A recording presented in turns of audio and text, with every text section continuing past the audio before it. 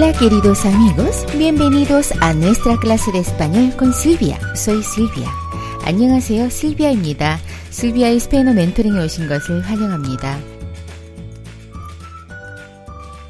네, 오늘은 66강 시작하겠습니다. 오늘 제목은요, 강세가 도대체 어디 있는 거야? 라는 제목입니다. 즉, 여러분들께 이 강세, 스페인의 아센토에 대해서 오늘 좀 설명을 해드리는 시간을 가지려고 합니다.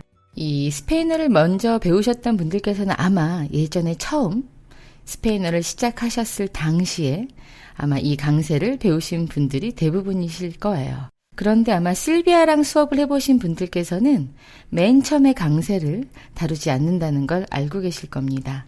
이 맨 처음부터 강세에 대해서 글로써 혹은 설명으로 이해를 하시면 읽으시는 부분에 있어서 굉장히 조금 어려우세요. 어느 부분을 강세를 올려야 되는 건지에 대해서 생각을 하고 읽으시기 때문에 가르쳐주신 선생님들께서 읽어주시는 부분을 따라 읽으면서 익숙해지시는 게 가장 좋습니다. 자, 그럼 시작을 할게요. 자, 강세 도대체 어디 있는 거야? 라는 이 제목. 자, 우리가 스페인어에 가지고 있는 이 모음은 아, 에, 이, 오, 우 있는 거 아시죠? 아, 에, 이, 오, 우. 이 모음이 아, 에, 이, 오, 우 이렇게 5가지가 있는데요. 자, 그것에다가 n과 s를 추가해서요. 총 7가지 글자가 되겠죠? 아, 에, 이, 오, 우, n, s. 자, n, s. 그냥 제가 영어 발음으로 읽었어요. 지금 말씀드린 이 글자들로 끝날 경우에는 맨 뒤에서 두 번째 모음을 올려서 읽어주시는 거예요. 자, 이해되셨나요? 자, 그러면 아, 에, 이, 오, 우, n, s로 끝나는 어휘를 한번 보면은요. 예를 들어서 우리가 알고 있는 까사, 아로 끝났죠? 까사. 자, 근데 제가 발음을 할 때 이 어느 위치를 올리는지 한번 들어보세요. 까사, 까사. 들리시나요? 자, 앞에 부분에 까. 아까 제가 말씀을 드린 것처럼 맨 뒤에서 두 번째라고 한다면 맨 뒤에 아가 끝났죠? 아로 끝났기 때문에 그것을 첫 번째로 치고 그 앞에 있는 CA 요걸 맨 뒤에서 두 번째겠죠. 그래서 그 부분을 올리는 겁니다. 까사, 까사. 그렇다면 좀 전에 알려드렸던 아, 에, 이, 오, 우, n, s는 맨 뒤에서 두 번째 모음을 올린다고 말씀드렸는데 자, 이 7가지 글자를 뺀 나머지의 자음들이 있겠죠. 자, 우리가 지금 좀 전에 말씀드리는 거는 모음과 2개의 자음이 들어가 있었죠. 아, 에, 이, 오, 우는 모음이고 자, 2가지의 자음 n과 s까지 합쳐서 맨 뒤에서 두 번째. 이 글씨들을 다 뺀 나머지의 글씨들. 결국 다 자음들만 남았어요. 스크립트를 보시면은 제가 B도 써놨고요. C도 써놨고 D도 써놨어요. 자, F도 있고요. 또 K도 있고 M도 있고 뭐 여러 가지 있습니다. 아마 스페인어 알파벳으로 제가 한번 읽어봐 드리면은요.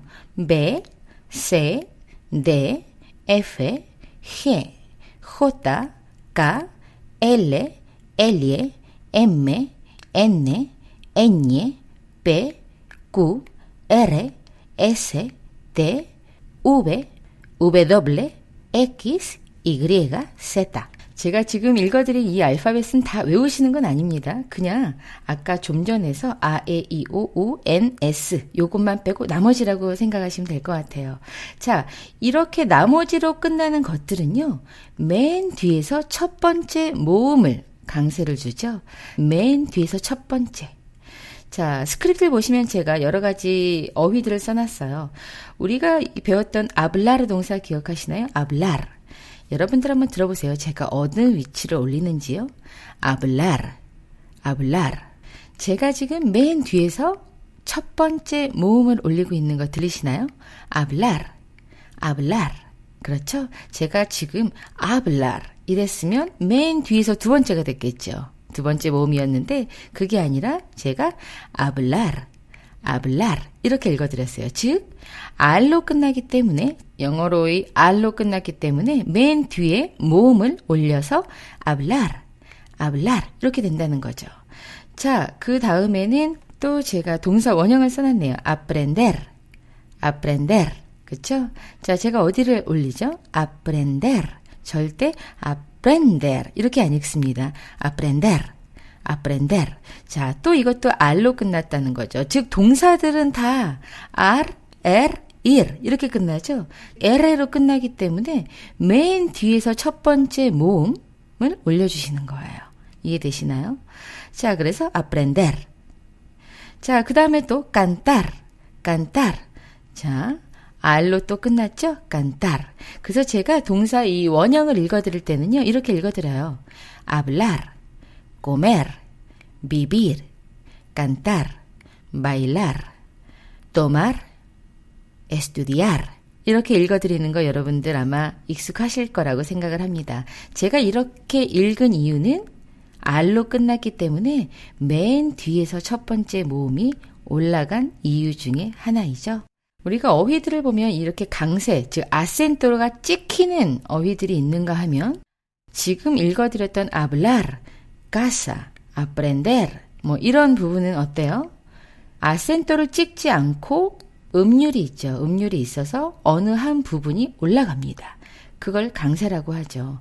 그 부분은 아센토를 찍지는 않지만 올려서 읽어야 하는 부분이죠. 자, 그래서 지금 제가 이 내용으로 아, 에, 이, 오, 우, 엔, 에스로 끝나면 맨 뒤에서 두 번째 모음을 올려주시는 거고요. 자, 그 나머지 아, 에, 이, 오, 우, 엔, 에스를 뺀 나머지의 글자들로 끝나면 맨 뒤에서 첫 번째 모음을 올려주시는 겁니다. 자, 그러면 한번 들어보세요.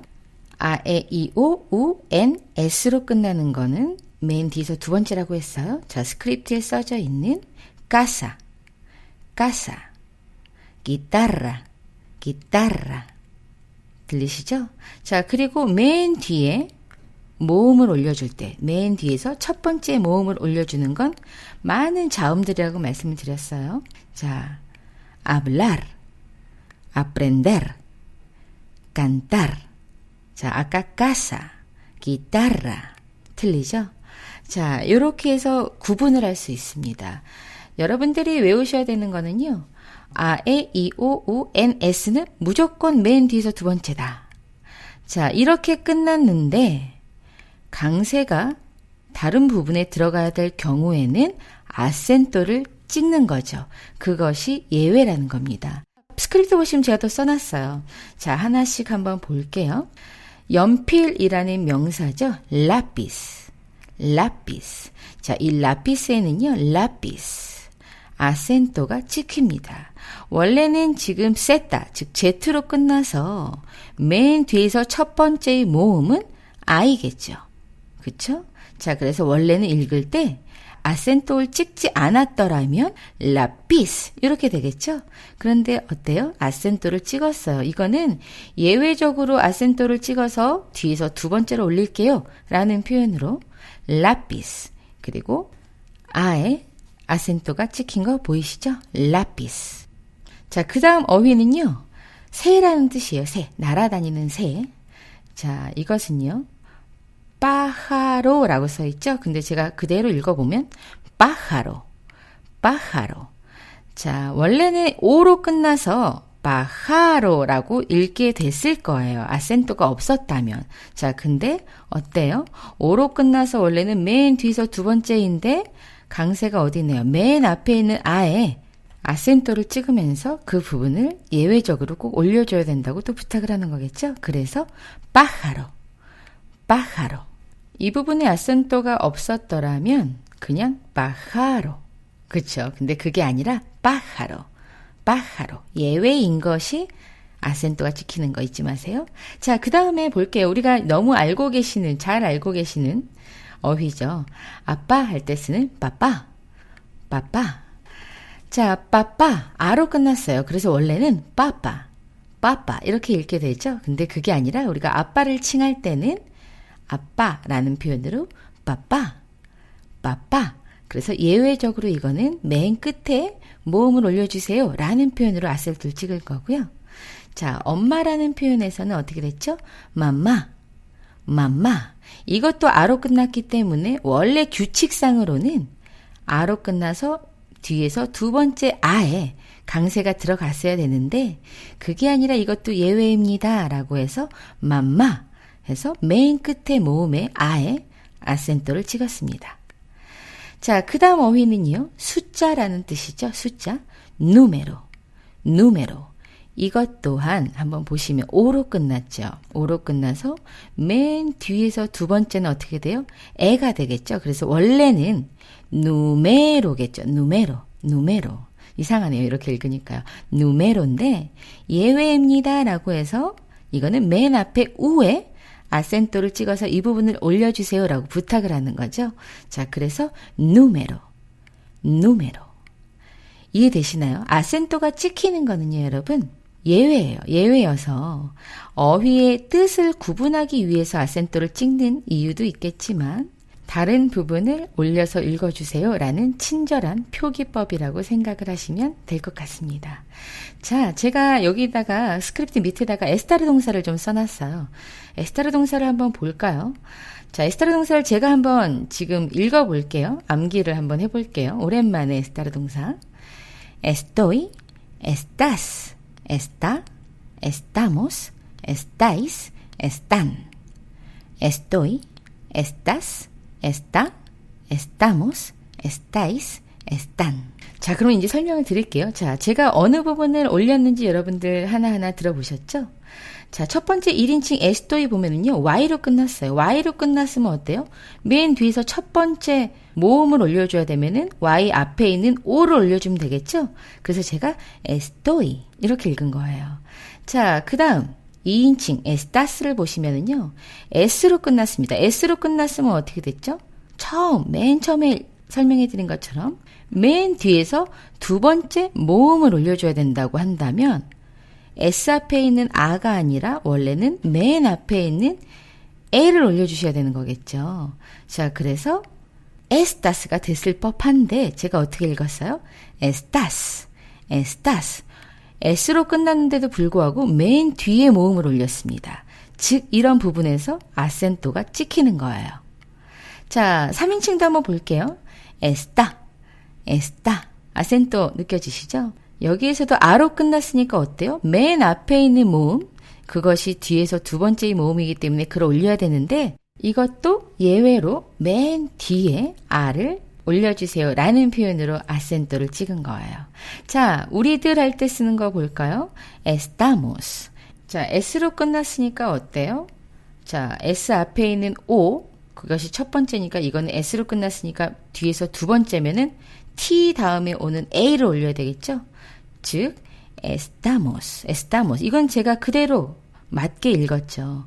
그래서 이거는 굳이 아센토를 찍을 필요가 없겠죠. 그냥 그대로 알맞은 강세가 들어가게 읽으면 되는 거죠. 자, 그 다음에 너희들 할 때 estáis, estáis. 자, S로 끝났으니까 어때요? 이도 오고 아도 왔죠. 자, 이런 부분에서는요.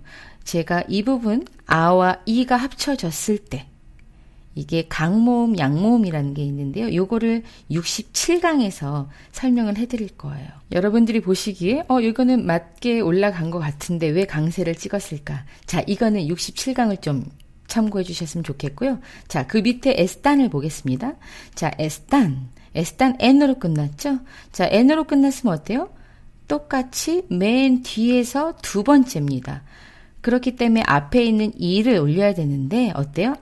에스탄 할 때 아에 아센토 들어간 거 보이시죠? 즉 이 부분도 불규칙성으로 아센토가 맨 뒤에서 첫 번째로 부탁을 할게요. 이거는 N으로 끝났지만 맨 뒤에서 첫 번째를 올려주세요 라는 친절한 표기를 한 것뿐입니다. 자, 여러분들이 아마 스크립트를 보시면서 참고하시면 훨씬 편할 테니까요. 꼭 참고하시기 바랍니다. 67강 66강에 이어서 꼭 들어주셔야지만 강세와 아센토에 대한 수업이 마무리될 거예요. 자, 오늘 수업은 여기까지 하고요. 67강에서 다시 만나요. 감사합니다. Muchas gracias y hasta pronto.